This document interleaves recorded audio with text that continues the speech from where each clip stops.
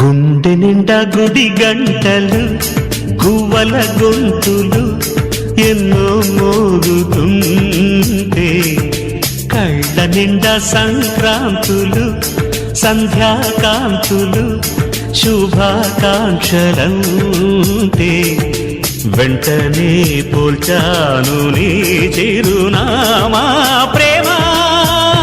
సౌభాగ్య లక్ష్మీ రావమ్మ అమ్మా, సౌభాగ్య లక్ష్మీ రావమ్మ.